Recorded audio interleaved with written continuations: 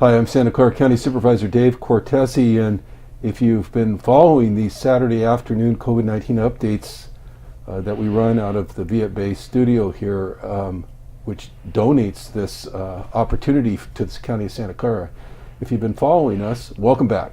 If you're new to this, this is really a conversation, oftentimes between me and a special guest, and that will be the case today. But more importantly, it's an opportunity to have a little bit of a conversation. If you want to have one, you can dial in, you can text in, you can put your questions on Facebook, and there's somebody here picking those up on the Facebook Live. So all of that information is on the screen. Take a look at that banner on the screen if you're wondering how to get to us. This is a huge opportunity today, I think, to get questions that have been on your mind in front of Dr. Marty Fensterscheib. I'm going to introduce him just a little bit more in a moment, but let me do my usual thing and tell you what it's been like over the past week since we did this last Saturday. As of Friday, yesterday, July 31st, there were 9,913 confirmed cases of COVID-19 in the county, which is an increase of 1,194 just since our last town hall on July 25th. There are 191 deaths now, an increase of 8. And as I always emphasize, for me, it's just something that I focus on. The mortality or the death rate on a weekly basis is something that I think is important for a couple of reasons. Obviously, the human loss and the grief that we should stop and acknowledge for those members of the community that have been lost, but also because as that number moves up and down, it's somewhat of a real indicator of the damage that COVID-19 is doing or not in the community. You've seen that as low as 2 per week. You've seen it up in double digits. For the past week, it was officially 8.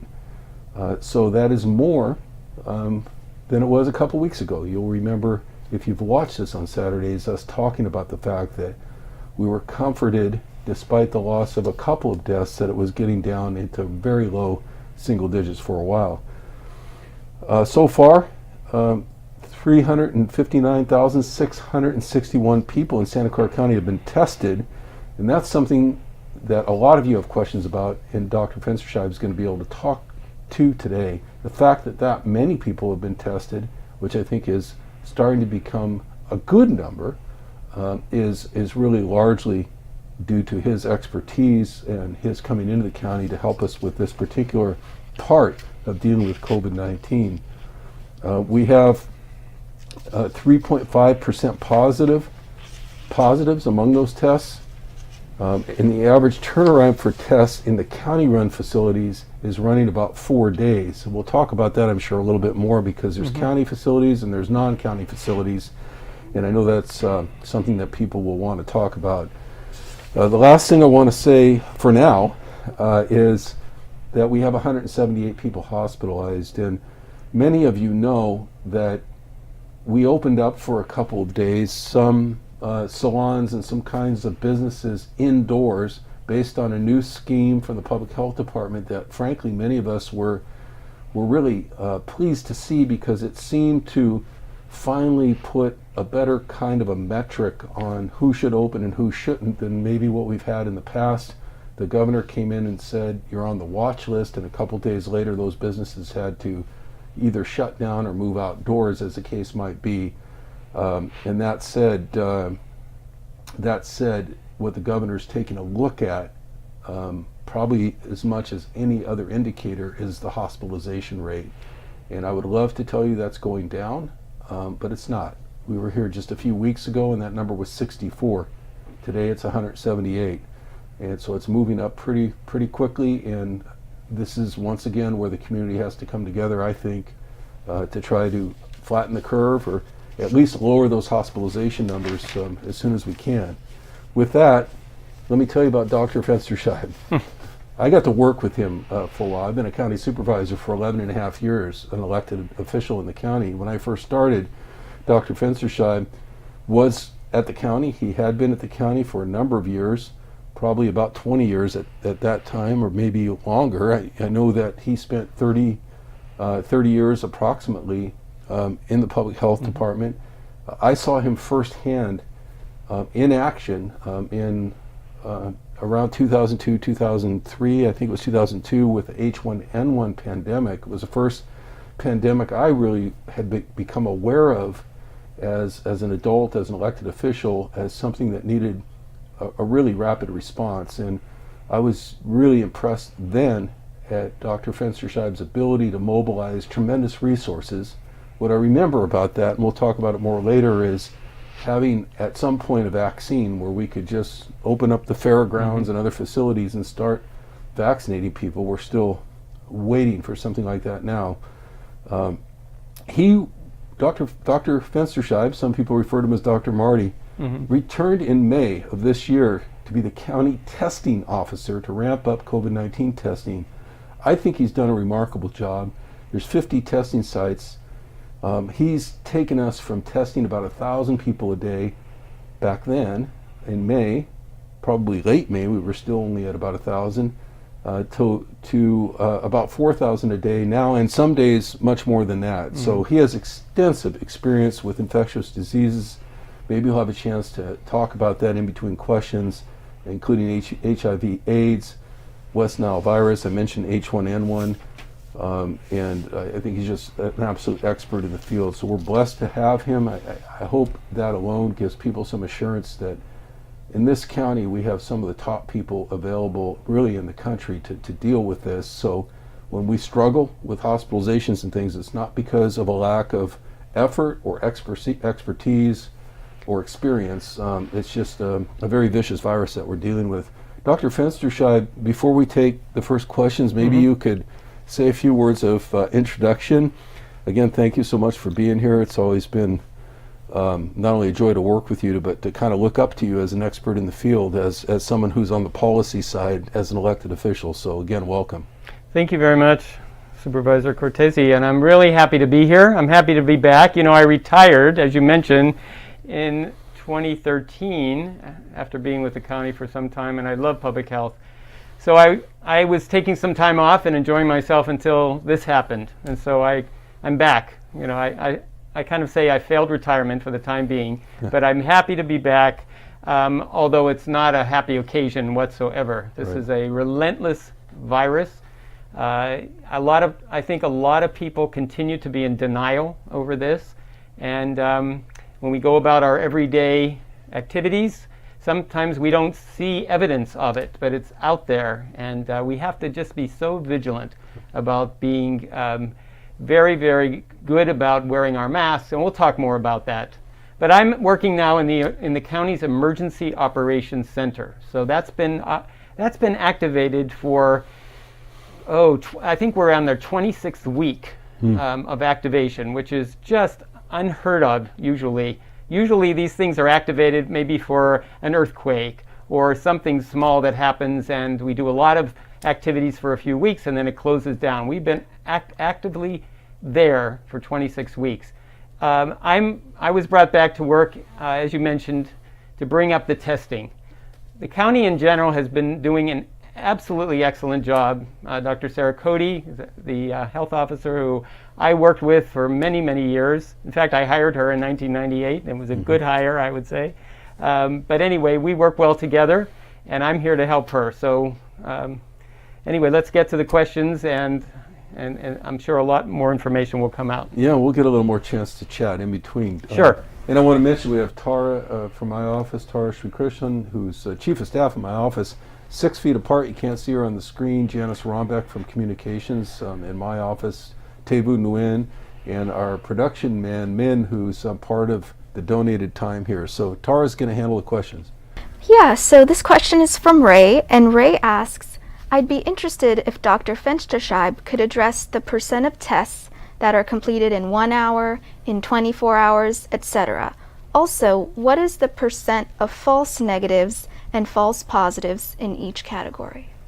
That's a specific question for you. Yeah, right off the I'm bat. not sure I quite understand the meaning of one test every so often, but there are a lot of different types of tests that you may have heard of, and the one that we're most utilizing right now is called the PCR test, and that's actually testing for somebody at the time of testing them to see if they actually are infected with the virus. And so that's what we're using now. If you become infected with the virus, usually you may begin shedding the virus a couple days before you develop symptoms till several days later. We like to do the testing of those people early on, and that test will tell us then, if it turns out positive, that you actually have the virus. So very important. We test a lot of people when you come in to be tested.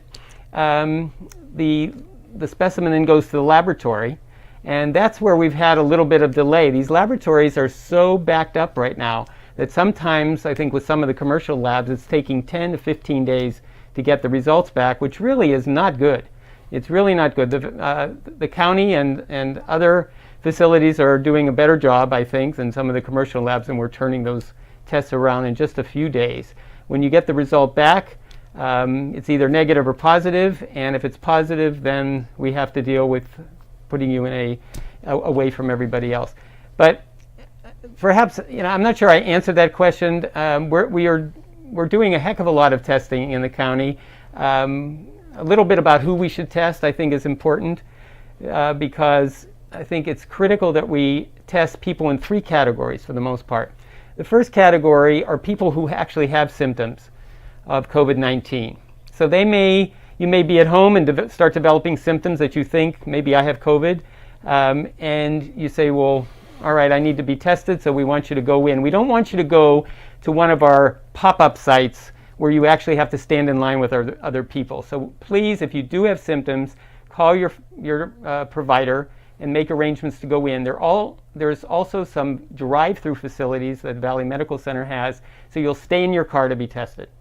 So we don't want you to be in line if you have symptoms. Mm-hmm. If somebody has told you you're positive, that you were actually exposed to somebody who was a positive, so you're a contact now, then we want you to be tested right away also. And then finally, the third category are people who have been basically working out in the community. We call them frontline workers. And so frontline workers are the people that are helping you in the grocery store, people that are working in outdoor restaurants, and maybe they're making the food, maybe they're waiting on you, and also people perhaps that are driving the buses and transportation for you. So those types of people, plus our first responders, those are the people that we really want to make sure are tested. If you have been in your house and doing a good job of just staying home, maybe not happy about it, but you've been staying home and haven't really had any exposure, then your risk is really low. You don't need to be tested. You do not need to be tested unless you have had some potential exposure. So right now we're challenged with being able to handle all these tests, but yet we did a lot to increase the demand. We want people to be tested, and it's the only way we're going to identify infected people so that we can then keep them away from others and identify their contacts and hopefully get the number of cases down in this county.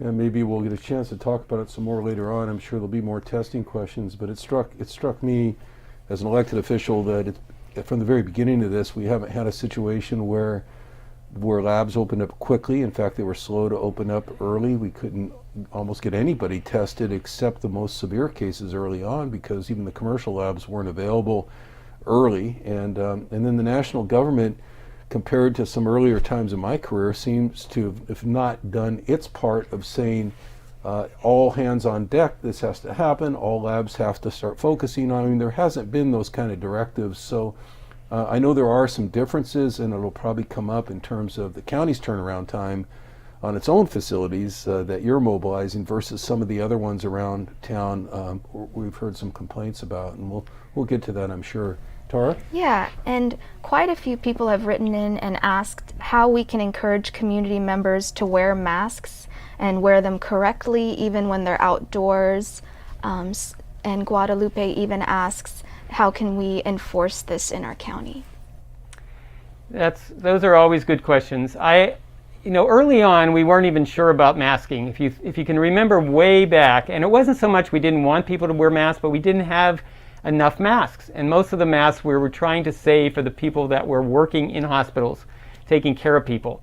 But it soon became very evident that we could really do a lot of good by protecting each other. And when I wear my mask, I'm protecting people that are close to me, and when they wear their mask, they're protecting me. So I think we need to we need to realize that doing that is something that you then take responsibility of protecting your family, your friends, your neighbors, coworkers, whatnot. You're right. People are not wearing their mask 100% of the time, and the more data I read tells me that if everybody really wore their mask 90 to 100% of the time, our numbers of cases, as you read initially, would drop tremendously. But we're not doing it. I see people in my neighborhood on the street that are not wearing their mask, or they're not wearing them correctly.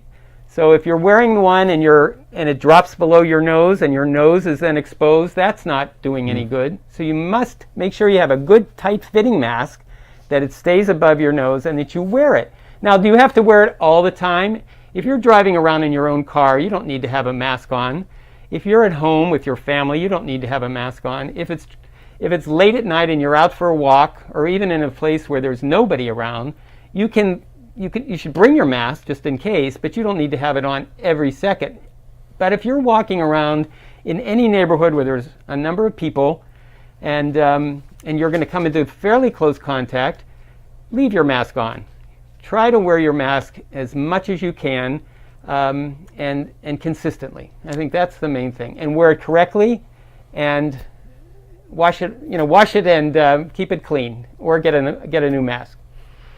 Yes, and you can see today we will be wearing these masks through the entire program, and we haven't always done that earlier in the programs here on Saturdays, on the basis that we have a very small group, 6 feet apart, and technically you can operate without a mask in the environment that we're in, but it has become such an issue, I think, for us to really walk the talk, and I appreciate you emphasizing that, Dr. Fensterscheid, that sometimes I wonder about some of the role models in our community. I'm a big baseball fan, but I tried to watch an inning the other night, and I was frustrated by the fact that even there you see what appears to be inconsistency as to players wearing masks while they're on the bench and everything.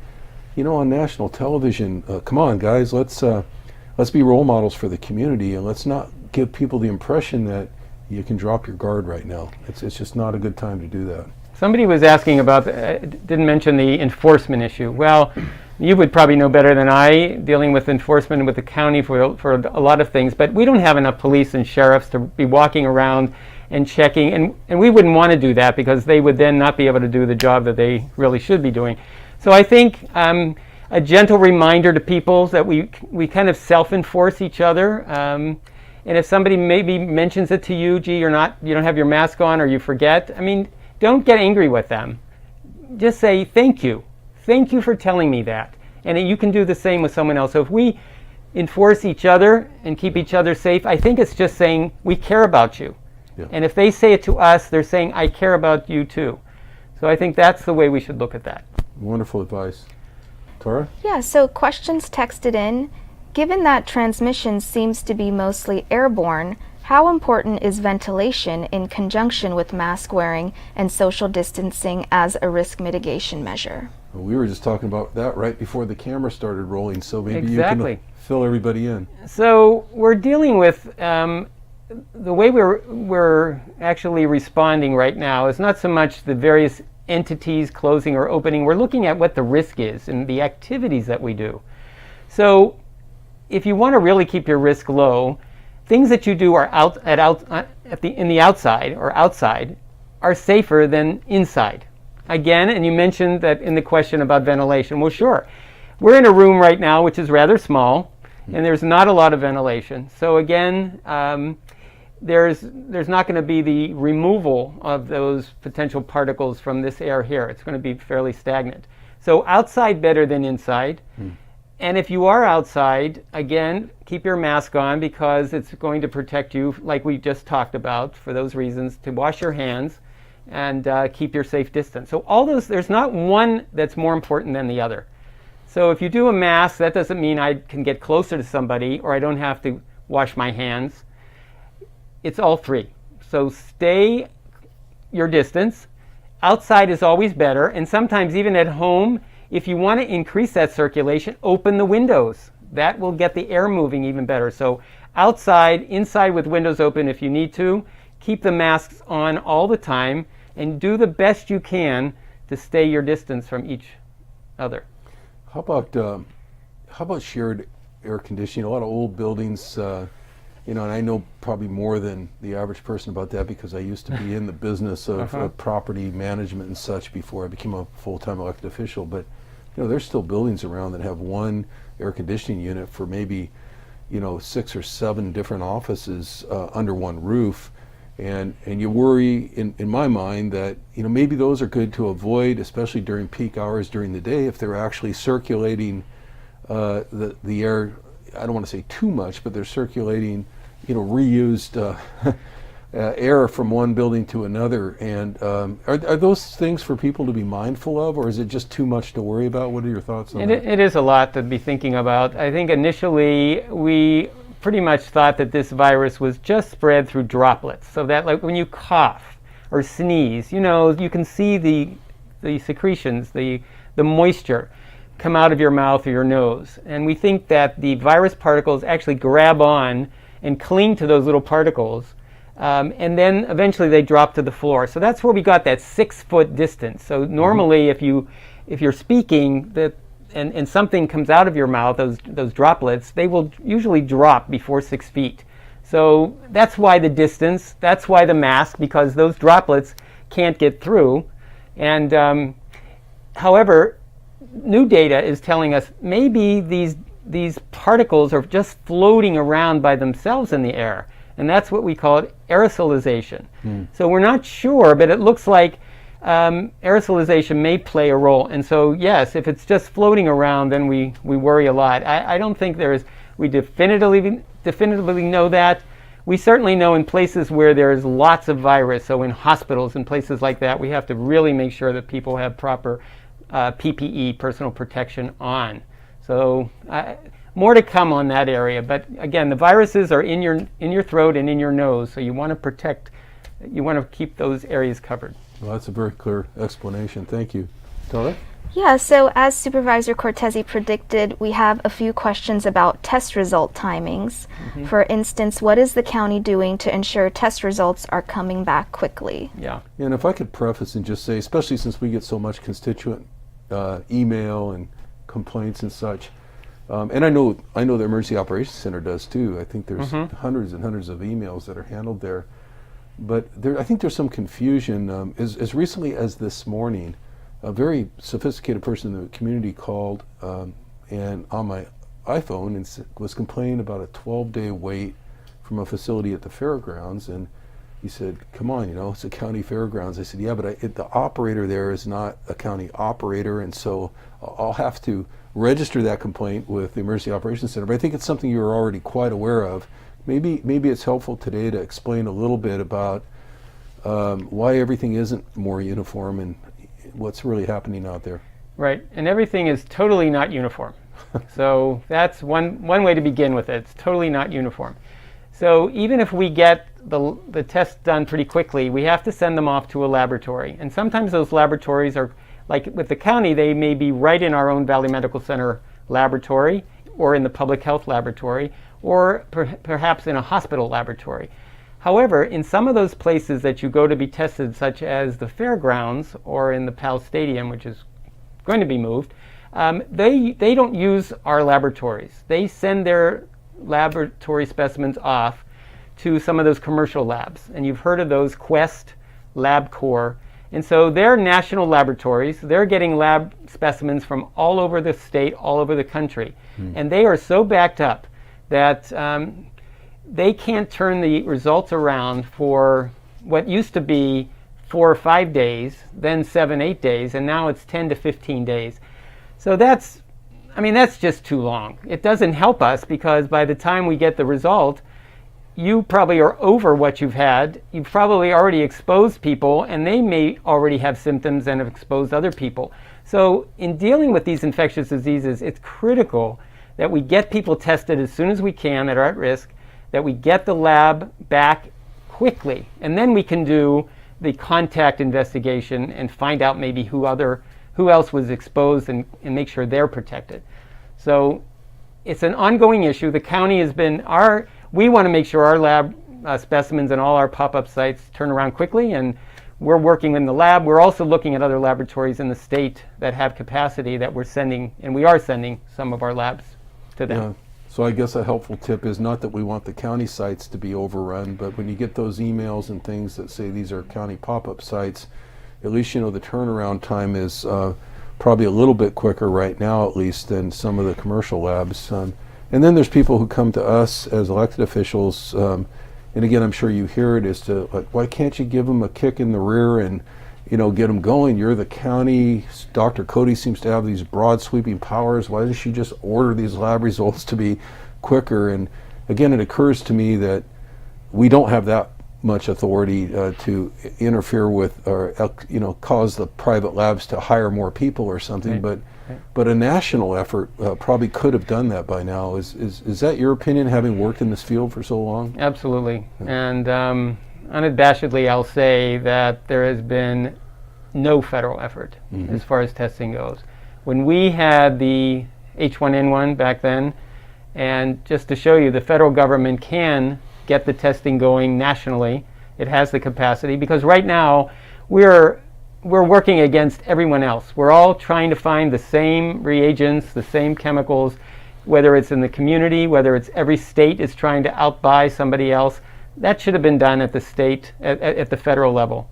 They should have set up the testing sites and made those available to everybody, and I think we would be much better off. So unfortunately, because that didn't happen, we're all basically working for ourselves to try to make this happen. So it's unfortunate, but we're doing the best we can, I think, in this circumstance. Well, I think that helps explain things a little bit for folks as to who has the power and who doesn't on some of these issues. Thank you, Tara. Another one? So the next question is, do you agree with the assessment that we have now reached a peak and are moving into a new plateau phase? Boy, I can't answer that one. It doesn't seem to me like we've plateaued yet. It seems like it could just as easily be the beginning of an even bigger surge. Is there any science on that at the moment, Doctor? Well, we follow our testing, our testing results. We follow our case results for the people. Now, we have seen more cases because we are doing more testing. So, I mean, but also, in addition to the finding that we're finding people that are tested, that are positive and are out there that we didn't know, there's also additional spread. So you have two things. If you do a lot of testing, you'll find people that are already infected. But we also know, in addition, there are people who are spreading it to over and over to other people, and they are exposing others. So when we look at cases, the cases continue to get up, and you reported already what they were last week and what they are this week. We're seeing hundreds of cases every day that are coming into us, whereas a couple months ago we were 15, 20 cases. Now we're 200 cases, 250 cases. So we would like to see a plateau, but the curve continues to go up right now. That's the problem. Thank you. In case you just got on Facebook Live or just tuned in, we're here with Dr. Marty Fensterscheib, a longtime veteran of dealing with pandemics and these kind of viruses, if there is such a thing as this kind of virus, I suppose. And he's running the testing operation for the county. So again, if you've just tuned in and wonder who's talking here, I just want to make sure people know it's a great opportunity to text or call in a question to Dr. Marty. Tara? So the next question is, where are we with regard to the accuracy of antibody tests? So I mentioned that there are a couple different types of tests, and I just mentioned the PCR test, which is looking for the actual active virus that's inside of you to say you're infected now. If you then want to look to see whether maybe you were infected in the past, we need to do a different type of test. So we're not looking for active virus, we're looking for your body's response to being infected. And that requires a different test, and that's an antibody test. because we're actually looking for the presence of your fighting cells, your immune cells that have developed in response to being infected. So there are some antibody tests out there. There are a lot of antibody tests out there, and luckily at least the FDA has decided that they require that they certify those tests, but still they're not that accurate. So if you get a test and it comes back positive, we have found that some of those will be actually not positive, they'll be negative. And some that have come out and they're negative turn out to be they're positive. So we get these false positives, false negatives as we call them. So the accuracy is not there yet. We hope over time they will perfect that test to make it more accurate for us. The other thing is on that is that normally when you say I have antibodies, that means I'm immune. So I'm protected. I can now go out, take off my mask, go out there, and I'm okay. Well, not so. We don't think that these antibodies necessarily in all instances are totally protective, or that they last that long. We think now they last about 2 to 3 months, and it depends on perhaps how severe an infection you have to the degree of antibodies that were developed. So we're just not hanging our hat on those antibodies quite yet. I guess there's hope, and I know people don't want to hear their public officials or elected officials hanging their hat on hope too much. But when you're waiting for science and medicine to catch up with something like this, in a sense, there is a little bit of hope involved, that not that they'll ever come up with it, but that they'll come up with it soon enough for us to stave off some of the damage that that people are feeling right now, and some of the loss of life. And I can understand the question. Tara. So Catherine on Facebook asks what we're doing with people in our county jails. Well, that is an area that has been focused on not only here but in the state prison system as well. And why don't maybe we can answer that question about the county. I know there's rigorous efforts going on. The sheriff oversees the day-to-day operations of the jails in this county, and she has tremendous authority to act on her own. The county board of supervisors controls her budget, and certainly persuades her, as does the public health department, as to what to do. And of course, I know they have instituted protocols and even released low-level offenders at some point to try to create space and distance where they wouldn't have had that. But clusters in congregate facilities, whether they're prisons or senior care facilities, we're worried about schools. Can you talk about that a little bit more, even just in the context? I want you to answer the question, but also it strikes me that these congregate facilities where there's people crowded together is a similar issue to some of the other ones we're talking about, outdoor versus indoor. That it's something you want to avoid, is people in close proximity for long periods of time. No? Yes. And those are congregate care, meaning they're kind of clumped together, and they can't really move around much. So as the question came, that's a jail. People are in the jail. They're not coming and going from jail. They're in jail, and then you have staff working with them. People in skilled nursing facilities, older people, frail people that are at highest risk, they're not going anywhere either. And right now they're not even allowed to have visitors, but staff are there taking care of them. Shelters also, and again, people are congregated in there. So those are areas where obviously people are very close together. So we worry very much about them, especially in skilled nursing facilities. If a couple people get sick there, it could be devastating for that. But we are doing testing in all of those areas. The skilled nursing facilities have testing done, not so much on all the residents all the time, the elderly, but the staff. Because without visitors, how are you going to get infected? You're going to have a staff person bring it in and infect somebody. So in fact, the state has required all the staff to be tested on a monthly basis. We have the Valley Homeless Project that's out there doing the shelters and other sites. And we also have the jail medical staff that's testing all the inmates. So if you get booked into the jail, meaning you get arrested and you come and you're going to stay in jail for a little while till we figure things out, you get screened initially and you get tested. And then you put in a holding area and waiting till that result comes back, and then putting you into the main area. But still, we still have cases pop up in all of those areas, and we need to be on top of them. As soon as we find one, we get in there, test everybody, find anybody that's infected, and separate them from everyone else. So that's a challenge, no question. And I know the response in terms of testing, much like for the general population, has dramatically increased in these congregate facilities. In other words, as this learning occurred about congregate facilities, my understanding is gatekeepers have been created to make sure people don't come in and out that are spreaders, and then testing has been required much more vigorously than perhaps last April or before that. Is that true? That is true, and we didn't have as much testing, so now we have it, and we're making sure that we don't bring somebody into these areas that we know could be infected. We want to make sure we screen them. As I mentioned, in skilled nursing facilities, we're very, very cautious and very protective of the people in those facilities to make sure that a staff member doesn't inadvertently get sick and bring the infection in. So we test them on a regular basis. So everyone is trying to be a gatekeeper to those areas, because those areas can basically become real problems very quickly. Right, and it's not as if you could test people to perfection, right? I mean, somebody could be tested today. We Yes. talk about it all the time in our own offices where there's remote work protocol and people are rotating in, 2 at a time to try to minimize contact. But someone could have been tested last Friday and somehow inadvertently made a positive contact, and all of a sudden there you go.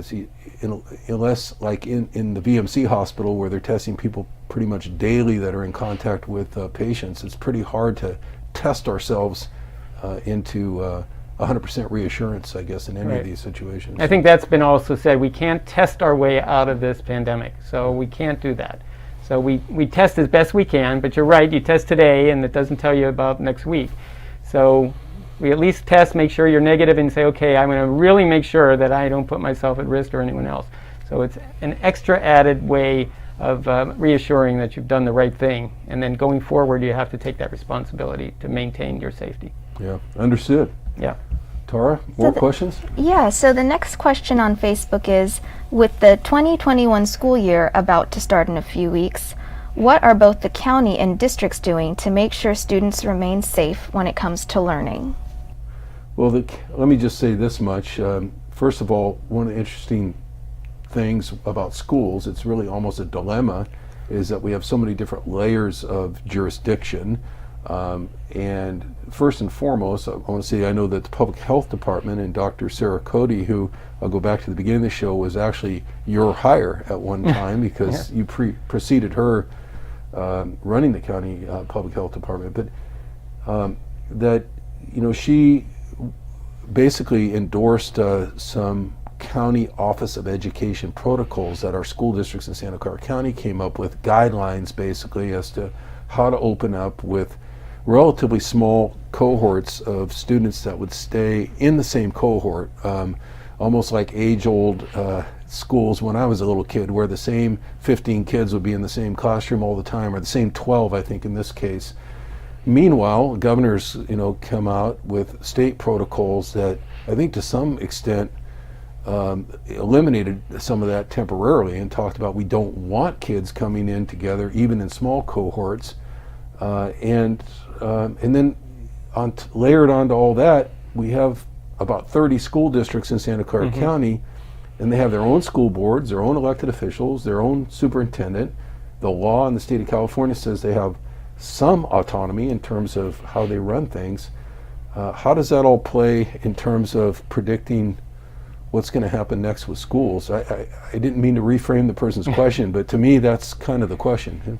It is, and it's going to be a challenge for us because we don't know what level of risk. You've heard all kind of information about whether young kids really get sick from this, whether they can be exposed and get sick, or whether they in fact are great carriers of the infection. And we have seen data that says that young kids can carry a lot of virus in their nose and throat, and kids are germ spreaders. So you're not going to put a mask on them, a second grader, and expect them to keep a mask on. That's not going to work. So we want to make sure that all the protocols protect the teachers, especially also. And right now, I think the school districts, and rightfully so, have decided that most of those schools are going to start with distance learning. Yep. So we don't have quite the information. I think, given where we are as far as the number of cases, that I think that's a good idea. The governor has allowed some of them to submit a request for a waiver from that for the elementary schools, but we're still looking at that right now. But right now it looks like there's not going to be any mass in-person schooling when they do decide to open. I was just looking at some numbers that my communications department did in my own office from public health recently, and I was surprised that the positives were spread so evenly among different age groups. Now, when we first started shelter in place, it was almost commonplace to talk about this being an older person disease, and somebody my age might be much more vulnerable than somebody 19 years old or 20-something year old. Now it looks like the percentages of positives are evening out somewhat among those age groups, and again, to go back to testing, which is what you're mostly focused on right now. This is Dr. Marty Fensterscheib, who's handling testing for the county. It's inconceivable to me, with 450,000 kids in this county, or people under 18, that you could test frequently enough to keep them healthy in school or to keep them separated and quarantined. I can't imagine even the Board of Supervisors saying, Dr. Marty, we want to give you enough resources to just constantly test every child that's coming in and out of a school. I think you'd be overwhelmed. How do you respond to that? No, you're all right. You're absolutely right. We can't test our way out of this, and the same goes for schools. Now, even given the fact that we think that kids do better when they get infected, they still, again, carry a lot of that virus around. So we're concerned about the teachers too, and the teachers are concerned also about each other. But and then just talking about the age grade, because I'm glad you brought that up, because the numbers of infections are across the age gamut. So I think that when you look at the numbers, you expect, I expect to see more people older, in the older age range to be infected. We see more people hospitalized and more of our deaths in the elderly population. But here's the number, half of all the cases are under 40 years old. Half of all the cases are under 40, and a lot of them, break that down, under 29, under 20.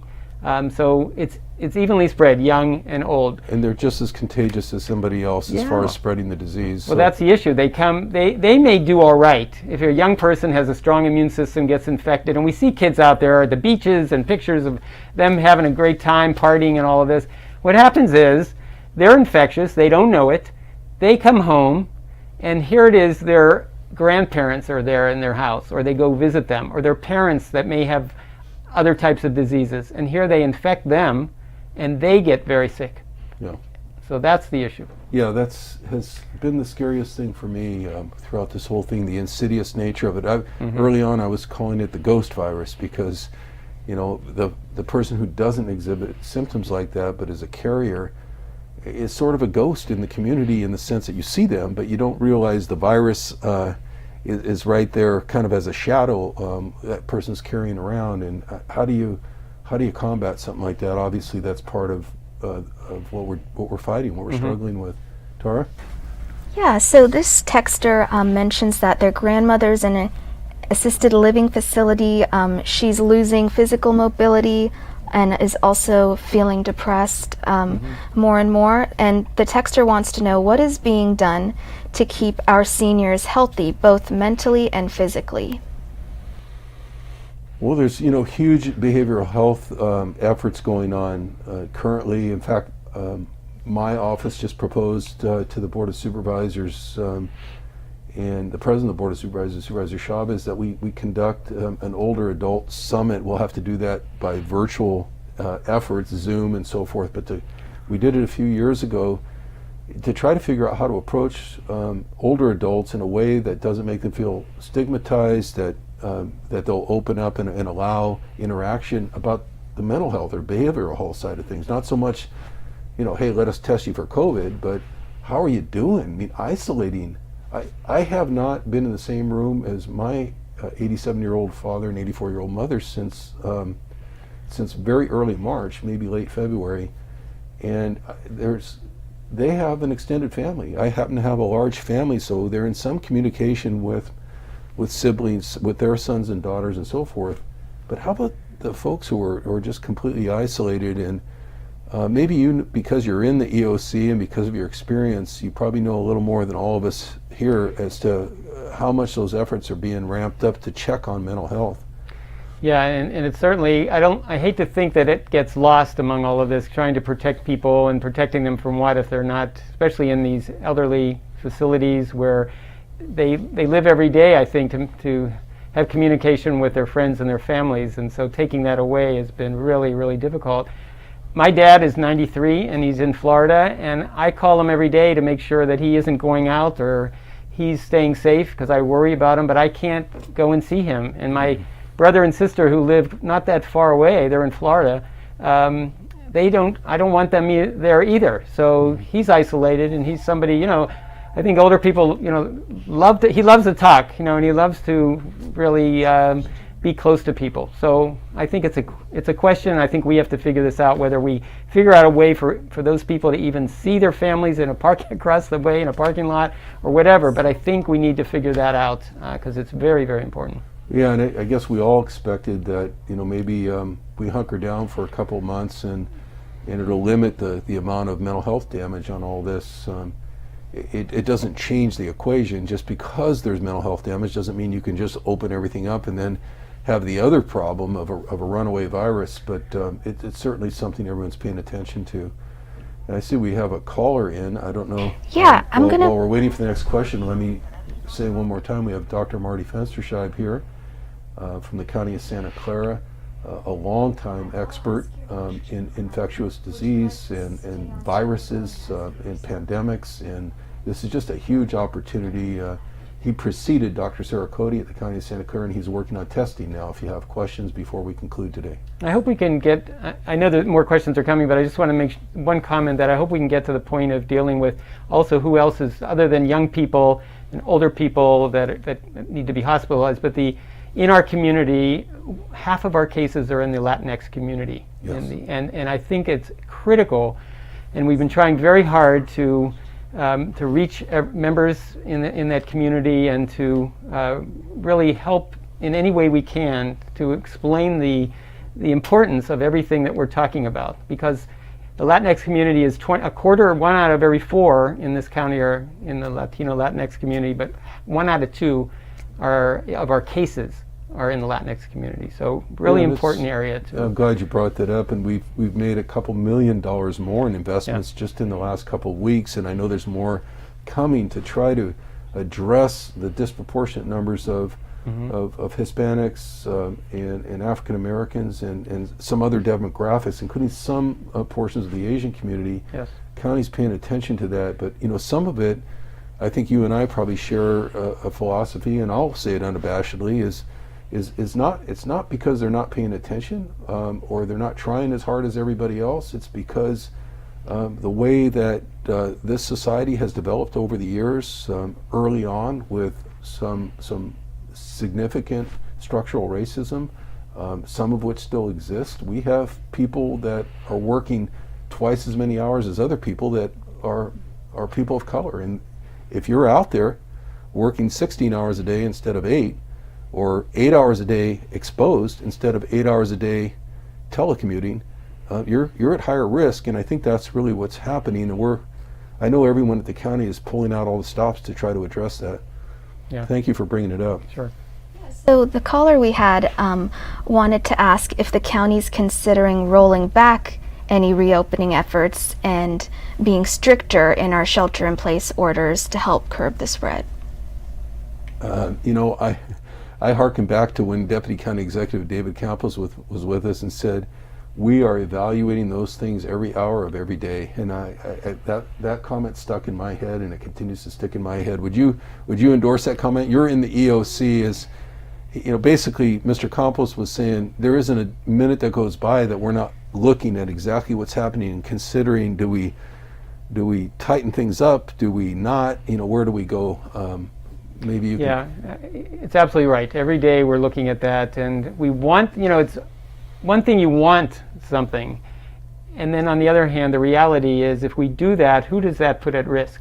And so we want, but we want to do it safely. And Dr. Cody always talks about this. You know, maybe she's been a little conservative, and I totally agree. I don't even consider it conservative. I would consider it the right thing to do. And so it may take us a little bit longer to get there, but we'll get there right, and we'll get there safe. And we want to protect lives. It's not worth a single life to go out on a limb and do something that's that's not safe. And we have.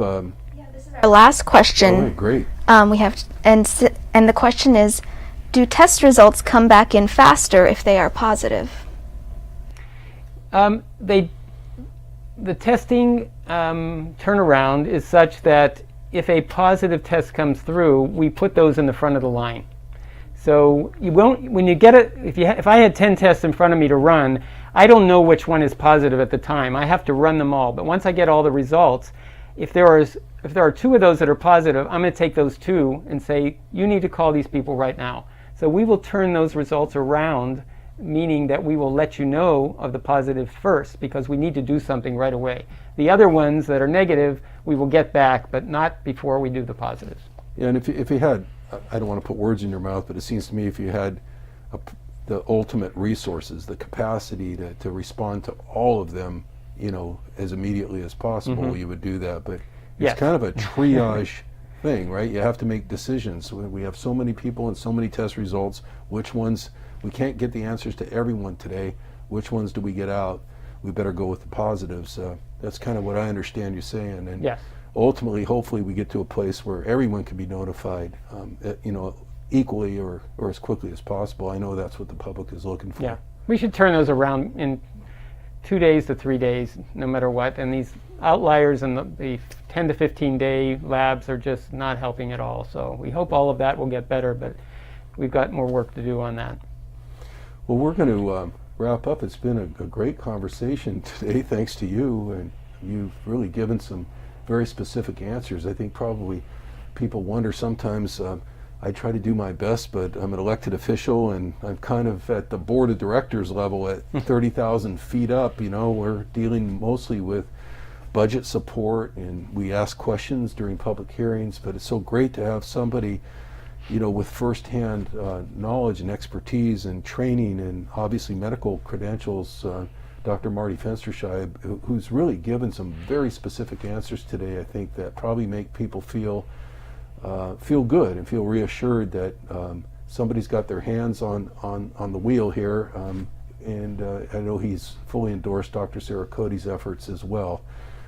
Dr. Marty, you want to close us out? Maybe, I don't know if you want to look in the camera and just let people know whatever you'd like to tell them. Well, absolutely, thank you. And the first thing I want to say is to thank Supervisor Cortese and the board, because I have worked in some other areas, and this board and this county has been the most supportive of any that I've ever seen. So we're very, very fortunate and lucky to have them be supportive of everything. Sometimes they ask the tough questions, but it's only because they care. The other thing is wear that mask. Wear that mask. Stay safe. Keep your distance. And again, be patient. And remember, be good to one another. It's the virus that we're fighting, not each other. Thank you so much. We'll see you all next week.